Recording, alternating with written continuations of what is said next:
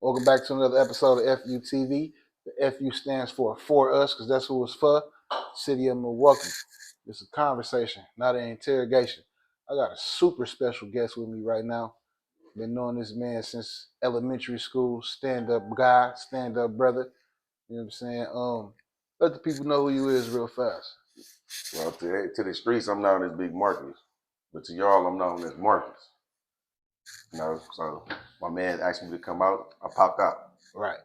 So we finna get right into it. You know what I'm saying?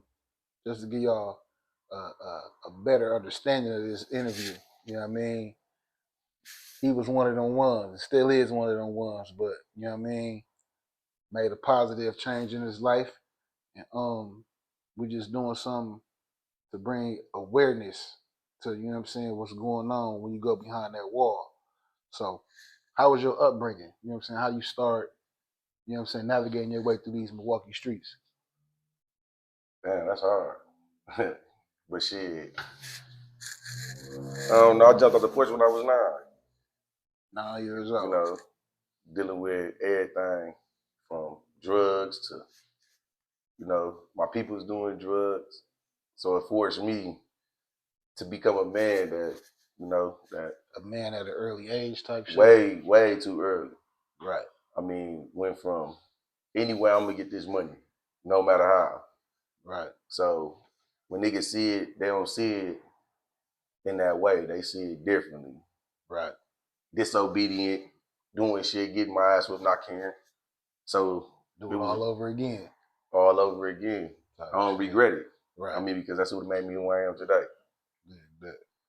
So jumped off the porch at 9. You know what I'm saying? You got an older brother and a younger brother. So you being the middle child. You know, they always say the middle child is that one. You know what I'm saying? The one to get your mom and daddy the most problems. Right. You know give them a run for their money. Yeah. And that was you because you was the middle child. Right. You know what I'm saying? So growing up having a younger brother and an older brother, it was like you damn near had the best of both worlds. Because you know what I'm saying? You got, you know what I'm saying, a protector. You know what I'm saying? You got another brother that you got to look after your goddamn self. You know what I'm saying? Right. So how was that growing up, dealing with a younger brother and an older brother? Like, dealing with my younger brother, I started there first. Dealing with my younger brother, it was more of me being the older brother over him. Mm-hmm. And my thing was to protect. Right. So I ain't want him doing the shit I did. You know what I mean? That go for my big brother too, but I'll get into that. Yeah. But at the same time, that was like, just dealing with the whole situation, it's like, I got this my mama baby. I gotta protect him. You know what I mean? I can't let that happen to her baby. We all are babies, but this is her baby exactly. boy. Exactly. So it was like a big difference, just all overall. So I didn't want him doing the stuff I'm doing. So when I bust a move and get some money or whatever, keep him out the way. Keep him out the way. Right. So it's basically like, you ain't gotta do this because I'm gonna do it. Right. I don't want y'all to go through what I went through. You know what I'm saying? So going to jail from stealing out of purses. Yeah. Like my teacher's purses, coming up with moves and lines and saying what a motherfucker gonna do and all of this. Like I did it and went to jail for it. So I called my first case at 9. Mm. So it was basically just an appearance. Okay, you took my finger, you took me down, you took my fingerprints. You know what I'm saying? You did you. Right. You know what I mean? Bam, let me go. The same day, release me to my guardian. Right. So going through all of that to the point of like, I know exactly how to move and groove in these streets. Exactly. So your first time going to jail was 9 years old. That's fucking crazy. That's sad. Yeah, but you know what I'm saying, doing what you got to do, man. You know what I mean? That's, you know what I'm saying? That was a consequence of doing what you had to do. Right. I mean? So navigating on, man. What schools you attended? Oh shit! I think the first school I ever went to was Hartford Avenue, behind UWM Milwaukee. Yeah. I got kicked up out of there. Because I hit my teacher with a chair. So it was like, then I went to some motherfucking school called Fernwood. Yeah, I know about Fernwood. Over there on Kennebec. Yeah, my brothers and sisters went there. Yeah, my brother got kicked out of that motherfucker too. Yeah, so I went there. Yeah. And That's where I caught my case at. What case That's was what that? stealing out of each person. Oh, wow. I told her as I had to go to the bathroom, and while everybody, we shorty, so it's assembly line. Yeah. We walking behind each other. You got the lead line person, leader and yeah, shit. you know what I'm saying. Nigga to So hold the dough. yeah, so it's like I went back in there. I stole the money out the purse and stole all the field trip money. So you remember where y'all was going? I don't know where we was going though. To be honest with you, as a matter of fact, I think we was going to lunch. I think we was going to lunch. Did that. So it was like I didn't care. I didn't care about it. Some people have that nervousness or whatever, and it's bad and it's sad for me because like I didn't have that. Right. I wasn't never nervous about nothing I did. You know what I mean? So I feel like that's a regret. Like, and I always train my mind to see it like that. I can't be doing this and doing that in these streets, but I'm worried. Right. Because worryiness gets you killed. That's a vulnerability. Mm-hmm. You gullible now. Exactly. So I never had that fear. And I think that was like the bad part about me because I didn't care about going to jail. Mm-hmm. I know how to maneuver through the joint or go maneuver through jail, period. Right. So it never was that. So when I came home, like I did it all over again. Right. Or every time until I cried. What made you cry? When they popped me off, I wasn't crying. It didn't bother me. But when I talked to my mama, and they gave me that card, like I'm in DT. Right. Keep in mind, y'all, this at 9 years old. We ain't got to the other shit.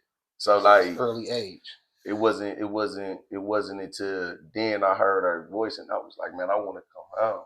Right. But just her being who she is and like everybody know her. Yeah. But being who she is and me taking her attitude and everything that she inherited and gave it to me, it's like, nigga, what the fuck you crying for? You did what you did, nigga. Right, own it.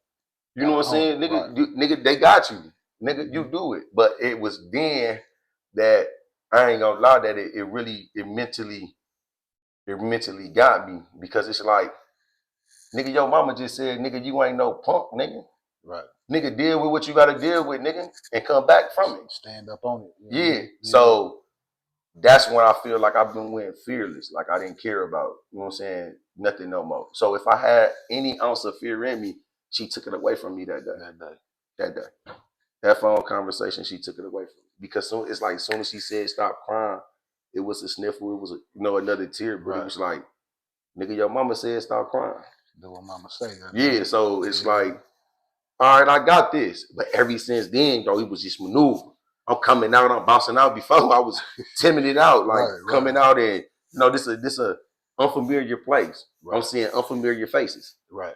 You know what I'm saying? So like that's how I looked at all that shit. Like it's all unfamiliar. Right. So when I slid, it's like now I got a new pep in my step. I got a new bounce to me. Yeah. I'm playing cards. I'm talking shit, and it was like that's history. Exactly. I'm going. Right, so that was 9 years old. How was your teen years? You know what I mean? Ooh. 12. Yeah, 12. That's when I did my longest stretch in jail at 12. What was that about? Man, the same case. I just never shook it. Yeah. From stealing. Right. I never shook it. So you couldn't take it. They couldn't take me to jail when I was 12. I mean, when I was 9. So they ended up taking me and when I went to court. So it was 12 when they set me down. For the shit you did when you was 9. For the shit when I did when I was 9. Because they couldn't do nothing to me at 9. You ain't no place to put a motherfucker at 9 years old. Because back then, though, you got to think about it. This like 94, 95. Yeah. You know what I'm saying? So like, you couldn't do nothing to me then. Right. You know what I mean? So like, send you home to your OG. Yeah, I'm gonna send you home, but I'm giving you this court date. Mm-hmm. So I never went to the court date. So now you looking for me, but I'm a kid, so you ain't. Right. So you looking for me, but it caught up with me when I went to school because my mama kept me out of school because she already knew they wanted me. Right. So she kept me out of school for months, and then when I finally went to school, the bus driver they picked me up in front of the house, so the bus driver called the school and let them know that I was on the bus. Right. So when we pulled up in the school, the police was out there waiting on me. Snatched you up. Snatched me off the playground. I did 2 weeks. I did 2 weeks behind that. But it was like it wasn't hard. It wasn't no hard 2 weeks because I got the jamming and I got the, like I said, meet new people and conversate, meet motherfuckers like me. Right. Like that's bad as a motherfucker. Right. And where they had you at? At that time I was in DT, but that case continued to follow me. When I say it continued to follow me, it got so extreme to where I was violated. So they put me on house arrest. Or they'll put me on a TV monitor. You know what I'm saying? Where I had a curfew. I had to be in the house at a certain time. When the phone rang, I had to press my face into a screen and touch a part of my nose or touch your chin. Yeah, you know what I'm saying? So like I went through all of them. Then I went through some shit called Southwest Key. And they gave me a mentor. You know, my mentor place was located. It was Running Rebels. Down over there on 12th. Yeah. So it was like doing all that. I'm still violating. I'm still doing shit, and I'm still doing crimes and getting popped off on them. Right. So there was a time where one of the guys from the hood, y'all familiar with him, but one of the guys from the hood, his auntie took some dope and had us in her house and left out the back door. Right. So it was like more to the fact of, my nigga, I could take everything in this house. Right. But why? When you gonna call the police and say that we burglarized your house, I'm gonna catch up with you. You live in the hood. So I catch up with you. At this time, she lived on 38th in Garfield. You know what I'm saying? Her peoples, her brothers and all this, her little nephews and all this live on 42nd. Right. Where we at? Right. So I seen her at the store on Lisbon at Guru's. I seen her. And she like, I got your money. Just follow me. Right. So motherfucker followed her. She get in front of our man's crib on 42nd and got to yelling like, I ain't giving you shit. Showing out. I ain't giving you nothing. So I grabbed her. When I grabbed her, I'm trying to take the money out of her hand or whatever. So her brother came out and let the red nose pit go. So it was more like, fucking, I'm still fighting. The nigga had a curl, nigga head above me all in my mouth. So it's like I'm on the mission. I'm gonna get mine. I'm trying to get mine. Get yours and to pay back. Exactly. Right. So again, bam, police come, they pop me off, catch me. But the only reason they got me, I left.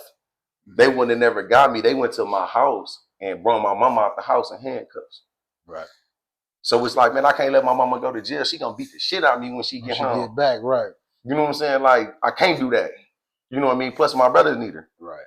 No matter how tough a nigga is, they always gonna be fearful of their mama, nigga. No bullshit. So it's like firsthand. So I mean?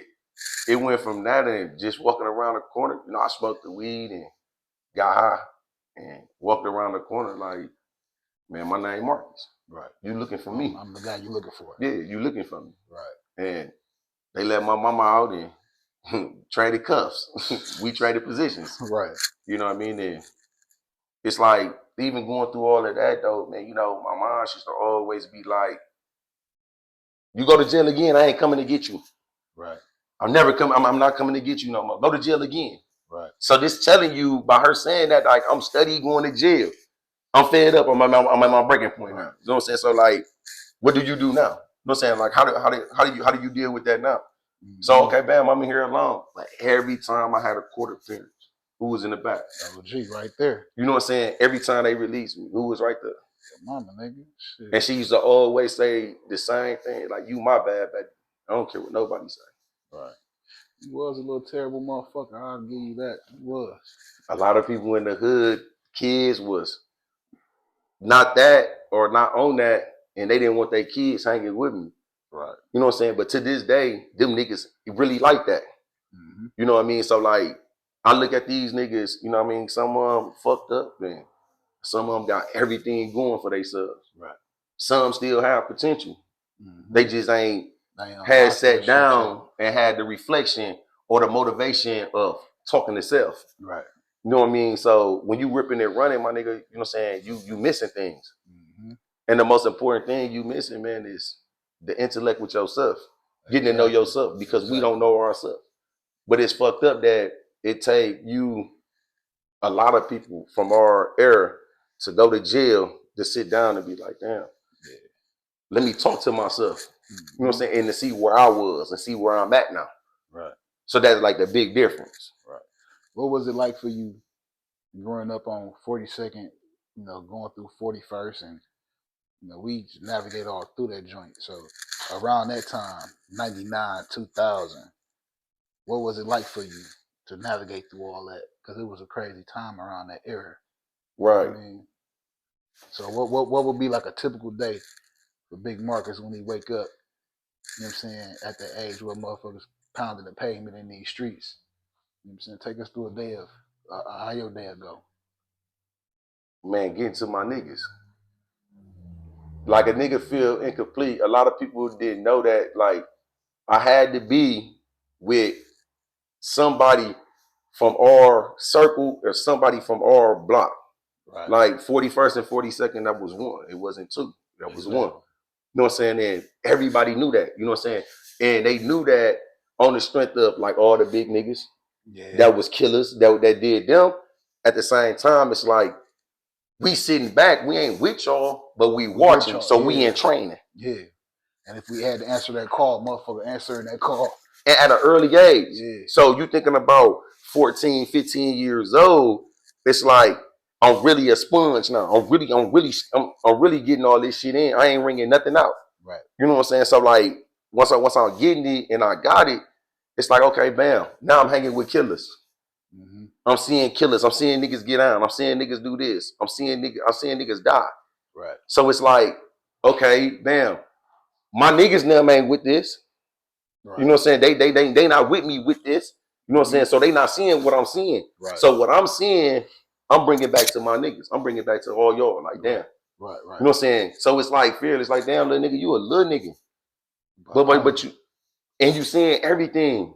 Right. So I took the game they gave me and made it my own. Right. And we all taught each other because everybody from our circle, we all had our own talent. Yeah. You know what I'm saying? We all had our own talent that we could share. We ain't all have the same values. We ain't always see eye to eye. Exactly. But at the end of the day, it was like, we family, nigga. Yeah. We all we got here, bro. Thanks. So how would you adapt? So I adapt to it just like, fuck it. My nigga, this given to me. Mm-hmm. I'm forced to take this.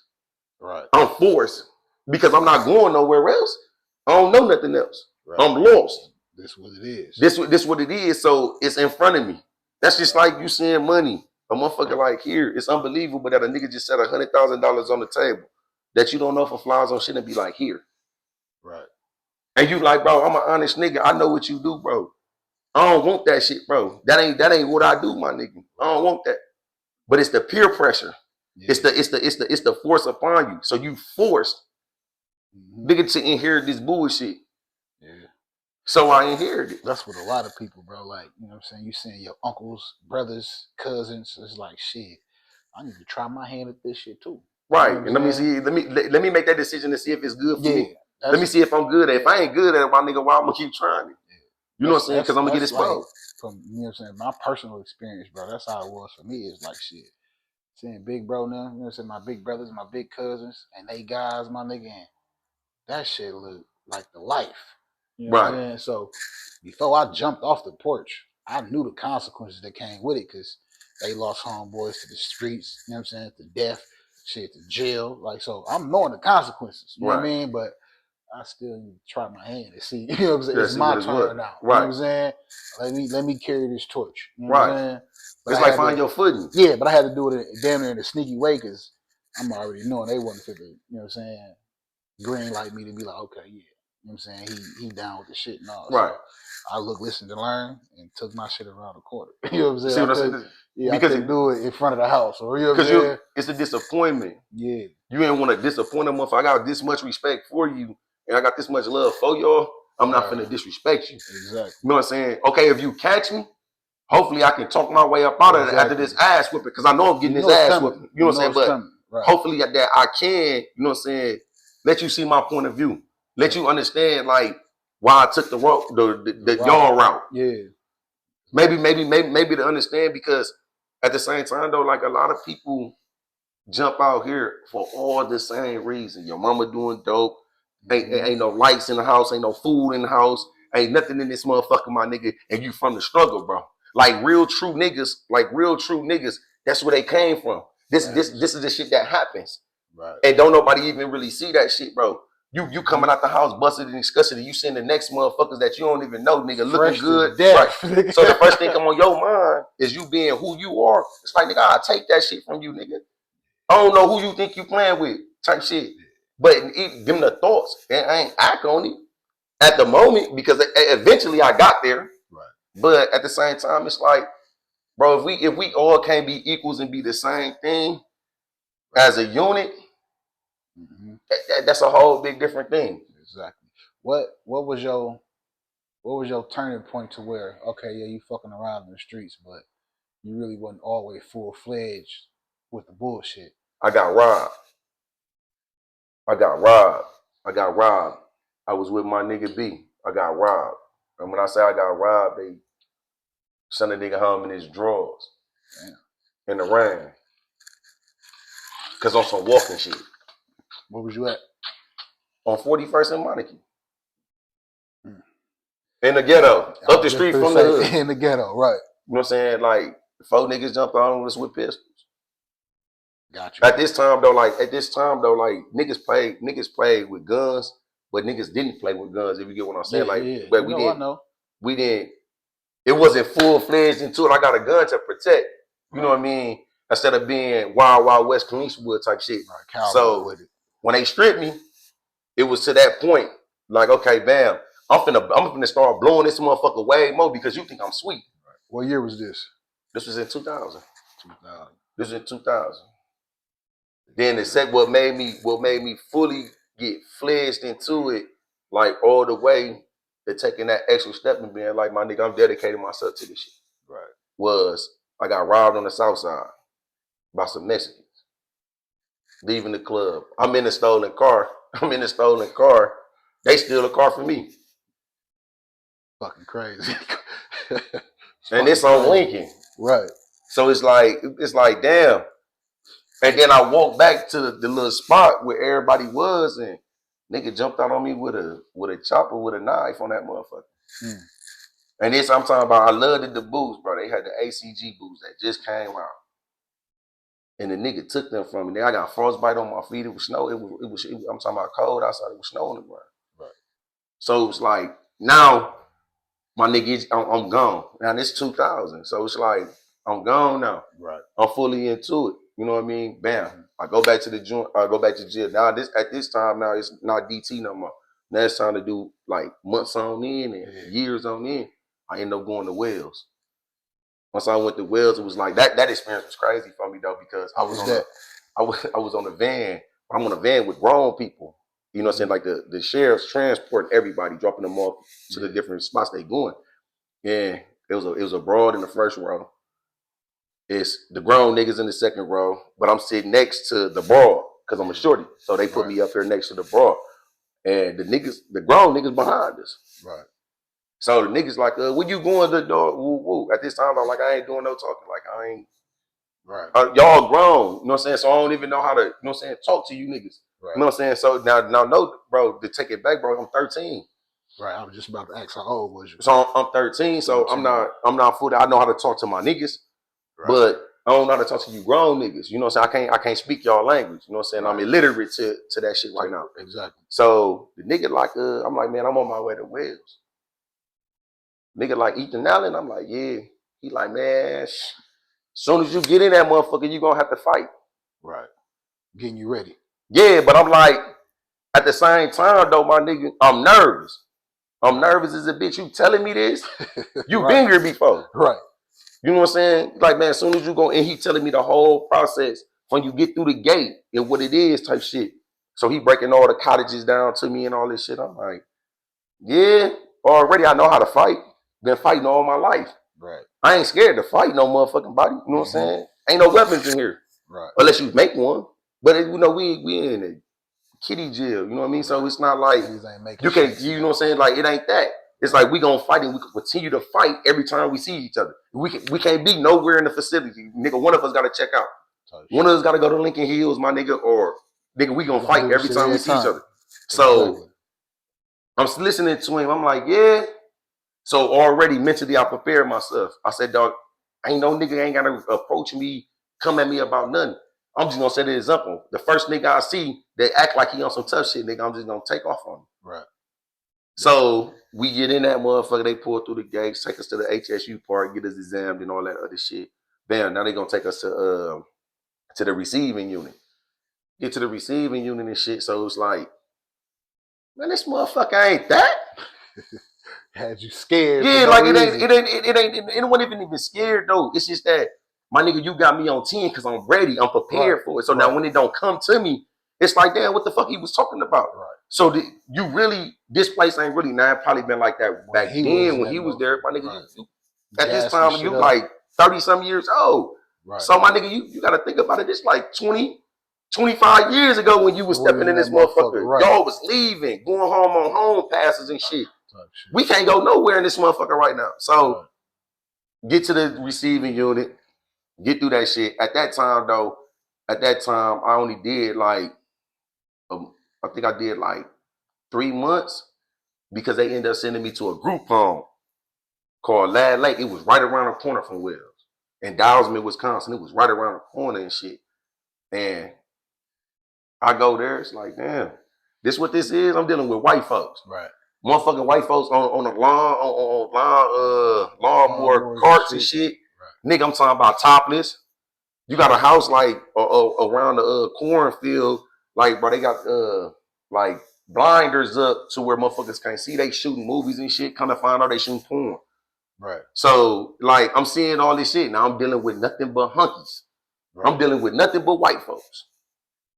So I'm seeing this shit. I'm like, damn. So we go out. You know, they take us to movies, take us skating, and all this shit. So I really ain't in jail no more. Right. I'm going home on home passes, coming home, fucking with you niggas and shit. Like, and doing it all over, stealing the cars and joyriding cars, sleeping in cars for the whole weekend type shit. So thugging with the guys. End up getting locked back up. That's when I did my months, like 16 months, 18 months.